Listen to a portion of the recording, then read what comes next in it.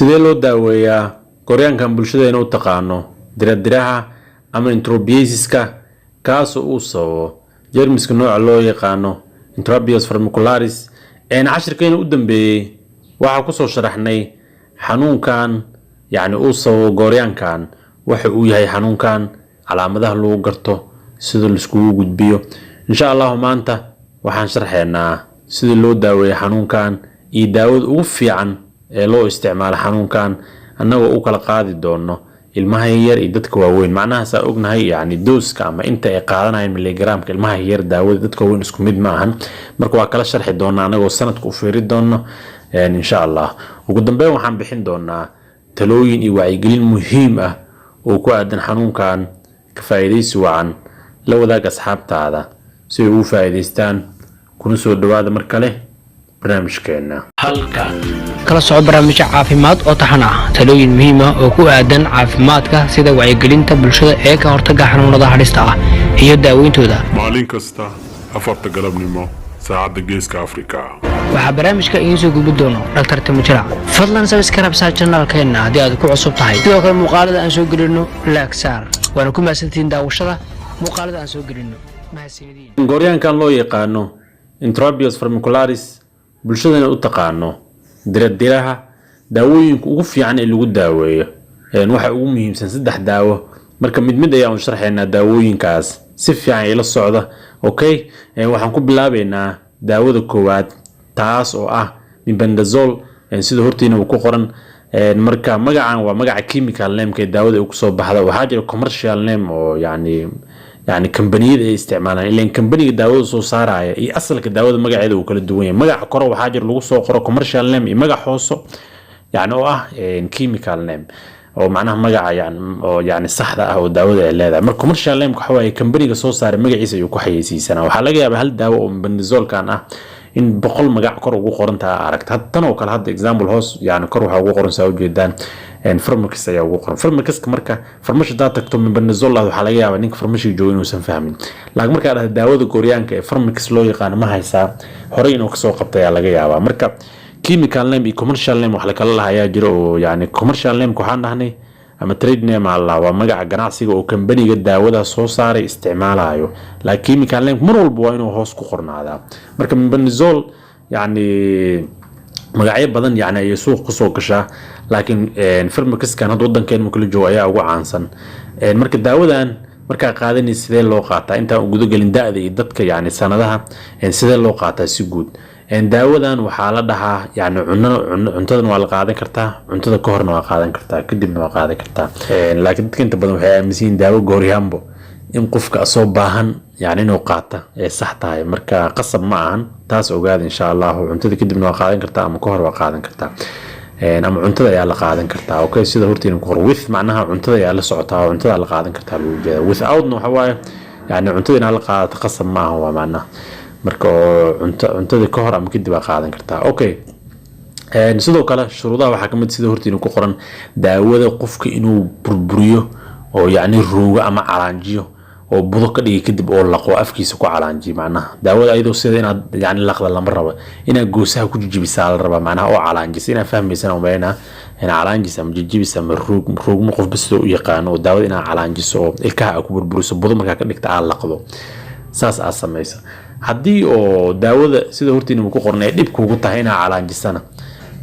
markaas oo kale waxa sameyn kartaa biyo yar oo aad u yar ayaa ku qasi kartaa kadib aad cabaysaa laakiin daawadina caadi u cunto inta badan effective ma aha Allah oo saameyn fiican ma dhaliso wax fiican ma disho marka daawada calaanji ruug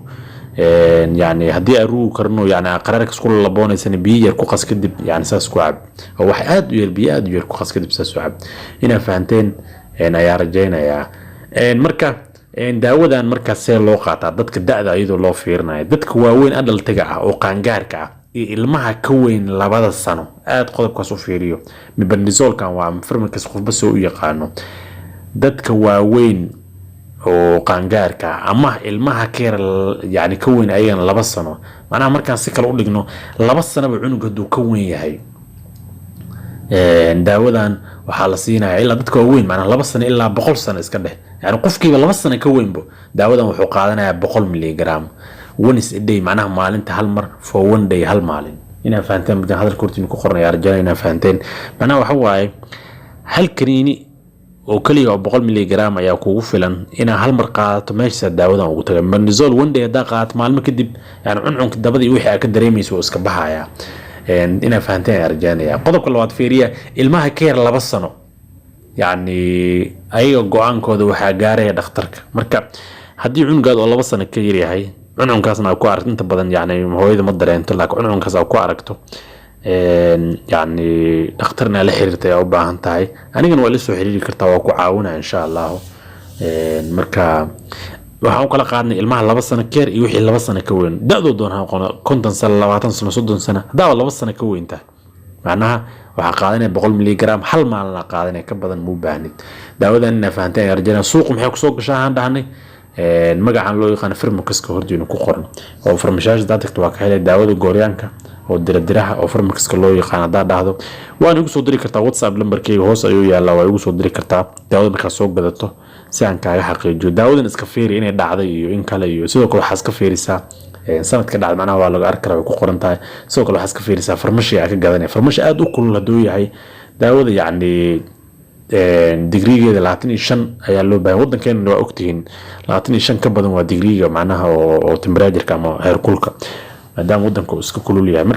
markaas oo kala farmash yani kulul oo yani iska ilaali oo yani muraaxada fiican lahayn ama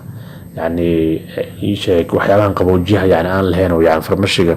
temperature-kiisa ilaalinayo oo macnaha heerkulkiisa ilaalinayo doosan lahayn farmash iska kulul yahay iska ilaali waxba ka gadan farmash fiican oo yani wax ka gada oo yani muraaxada fiican leh si daawada yani ilaan daawada waxa laga yaabaa miligram inuu sax yahay يعني داودن ay sax tahay daawadan aysan dhicin laakiin farmashiga uu kulul yahay marka daawada wax macnaha ma tayo ma lahan marka wax macnaha ma sameynaysa inaan fahanteen ayaa rajaynaa taladaas marka daawadana dhan kale marka u dhigo waxay ku xiran tahay ishe gooryaanka lagu daaweynayo ay ku xiran tahay sidoo kale Benadrylkan oo kale ama Firmakiskan waa hal daawo macnaha commercial name iyo chemical name yani labadaas magac ayaan kala dhahnay marka daawada marka isticmaalaysa ama qaadanayso waxay ku xiran tahay gooryaanka ku daaweynay hadda anaga midka ku daaweynayno bimom ayaa laha ama isheeg waxa laha intravenous pharmacology labadaas magac ayuu leeyahay kan marka asiga hal kaniini oo 100 miligram lagu ogolay 2 sano hadaa ka weyn tahay ilmaha da'da doona jiraan qofka 2 sano haduu qofka weyn da'du doona jira waxa loo baahan yahay hal kaniini hal maalin 100 miligram laakiin gooryaanada kale waxa laga yaabaa in isla kaniiniga naftiisa laba waqti qof cunaa ina aragto isla kaniiniga naftiisa 500 miligram qof cunaa ina aragto waxa laga yaabaa markii yani isweydiiso yani dhakhtarka kor qof inuu ku dhalayo dhakhtarka kor isoo qor 500 miligram qof weynaa tahay dhakhtarka gooryaan nooca gooryaanka uu soo qoray ku xiran tahay hadii gooryaankan ay tahay 100 miligram oo kaliya lagu ogolay hal maalin lagu ogolay laba maalin lagu ma ogolay sababtuna waxay tahay side effect ama saameyntiisa xun daawadan badan marka hal mar ayaa la siiyaa awoodeedana aad ay u badan tahay ina fahanteen rajanaya kan koowaad meesha ayaa uu gudbayaa waxa uu gudbayaa daawada labaad waxay tahay oo gooryaanka lagu daaweeyo macnaha taas option waaye hadaa taas isticmaasho tan labaad mu baahnid hadaa taas ka tagto oo macnaha yani aawayso kala suuqa ama xaafada aad deganto kala ka ways midaan hadan raadin kartaa oo ma dhahays daawada waa soo waay midaan albendazole loo yaqaan albendazolka waa taqaanaan oo inta badan meelaha imsahajada aad looga soo qoraa daawadan gooryaanka waa daawo aad u fiican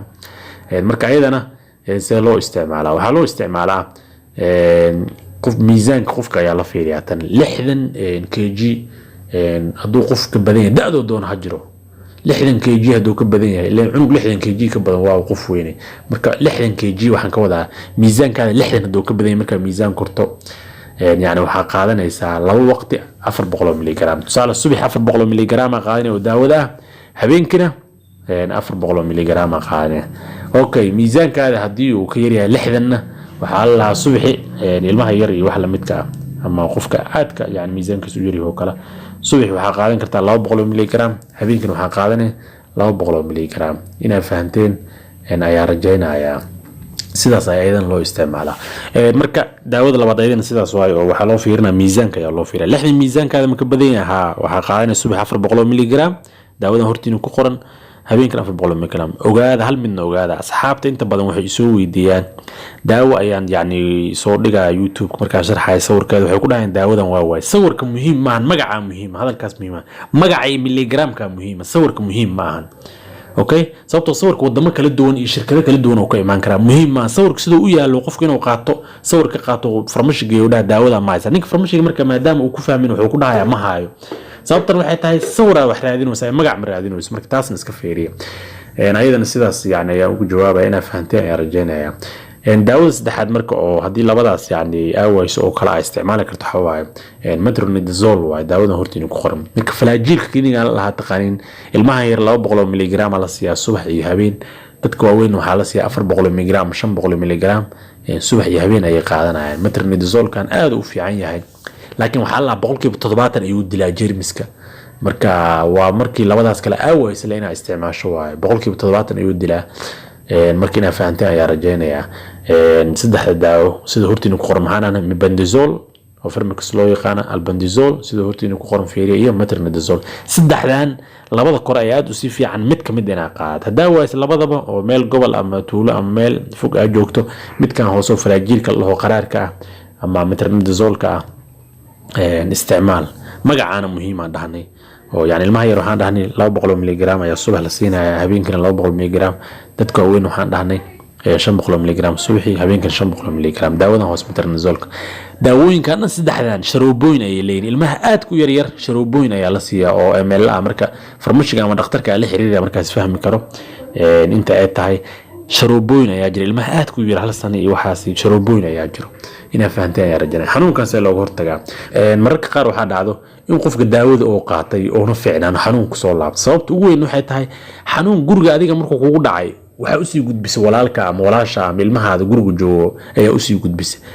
marka maanta marka iska daawaysa cabaar kadib qofkii kala xanuunka qabo wuu soo wareegsanaya macnaha xanuunka marka qof walba guriga joogo in daawada la siiyo ayaa fiican ama xanuunka dil lagu arko in daawada la siiyo ayaa fiican si xanuun guriga dhan ugu baxo nadaafada gacmaha in lagu dadaalo markastoo suuliga aad gasho gacmaha aad iskaga nadiifi saabuun ama dambas ama wax mid iskaga nadiifi xanuunka sababta oo kugu soo laabanaya ama guriga qof kamid oo ku dhacaya oo qarsan yahay adiga sidii uu hadan kugu soo gudbaa mar guriga oo dhan in laga nadiifiyo waayo ina fahanteen yani ayaa rajaynaya oo xanuunka waxyaaba soo celceliyo waxa kamid ah guriga inuu san xanuunkii ka bixin marka daawooyinka iyo sida loo kala isticmaalo hadaa su'aal ka qabto qaybta faalada ama comment inoogu reeb oo ku caawin doona insha Allah taala ashkan say ku soo koobeena assalamu alaykum warahmatullahi wabarakatuh